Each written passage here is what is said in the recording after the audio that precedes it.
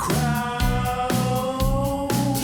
Show them how you feeling now. So we've got the stern thruster installed, which we tackled yesterday. It's all good to go, but the other problem was that this swim platform is, should be further out to be useful. Like, it is virtually non-existent. Just as to why I'm doing this, it's not just because I want to do it for something to do. Like, you can see, this is the end of the boat and the platform. The stern drive sticks out, so I haven't been able to back up to a dock to have easy access to get on and off. I wouldn't want to swim or have my son swimming around. Even, of course, the motor would be off, but you can kick that way too easily. And then stepping on and off the boat, you got the cleats here. It's awkward to get around. You got nothing to grab onto and a small platform. So we've been crawling over the side of the boat, which is less than ideal. So this will be a game changer. And you can have it professionally made. You don't have to have it installed by their team. They can send it to you, and they give you everything you need in the kit to do it yourself. But anyone that knows me well knows my handyman skills are so good they're not. That I'm gonna let my man Felix install this one. The first step is to remove any hardware like swim ladders, because the new platform sits right on top and you won't be able to access it again. Felix does this every day and has a one-man band style process all sorted out, but for the DIYers out there, you're gonna want at least 2 people, because even though these all-fiberglass platforms are light, it's not small and can be a little awkward to maneuver. So what's happening here is just the small little tweaks, because boats are made by hand and they're not perfectly aligned all the time. So we want to make sure that the fit is as great as it can be. So we did the plastic template.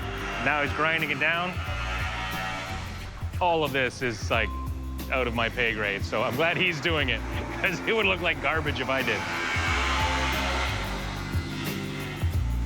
There's a little more tweaking, cutting, and grinding than usual in this case, and that's because it's the first time they've done a platform on this particular model.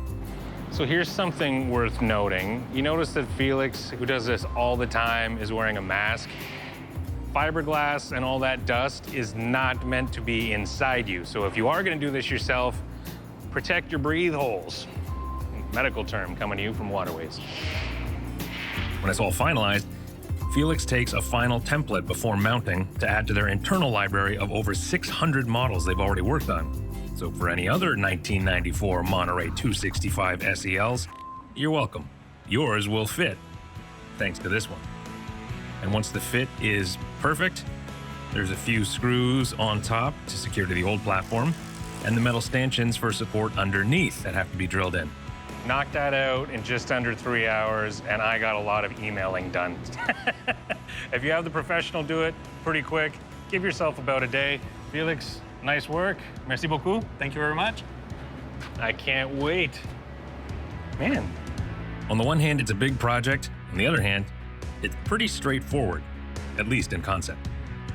And it can already hold the weight of a 100-pound man who happens to be carrying 150 pounds of awesome.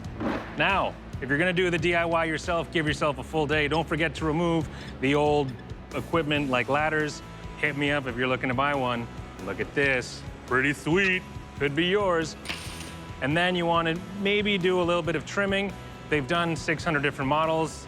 This beauty was an original for them, so that's why we had the extra trimming and all that here.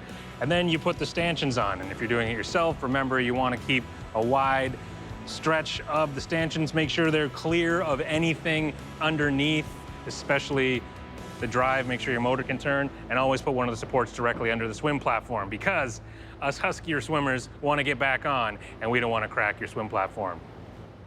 Cannonball!